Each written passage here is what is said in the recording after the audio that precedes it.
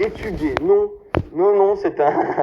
Il y a une chose qui est marrante, c'est que à une époque, il y a un mec qui voulait absolument faire une émission avec moi et je n'ai jamais accepté de faire une émission avec lui parce que ça n'était pas, c'était contraire à mes valeurs.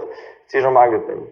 Et Jean-Marie Le Pen, du coup, avait 3 assistants, son majordome, son numéro 2 et son comptable. Et les 3 étaient des folles, mais complètes. C'était des énormes folles. Et moi, j'étais à Lille parce que ça m'amusait, genre, pour visiter sa maison. Et je me suis retrouvé entouré de 3 folasses, mais genre, salut, vraiment des mecs, genre, tactiles, quoi, gênants.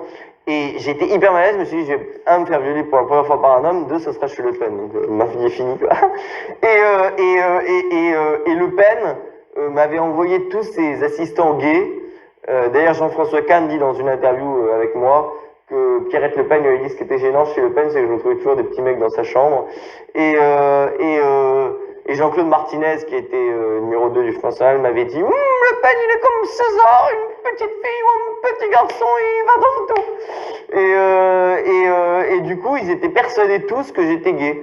Et ce qui était très drôle, c'est que quand j'avais fait l'histoire, je vous ai raconté, où j'ai fait semblant d'être mort pour Gabriel Maznev, c'était à la même période, et Le Pen a su par un journaliste que j'étais mort, enfin, soi-disant. Et du coup, il m'a appelé, vous êtes mort, c'est très triste, je fais plus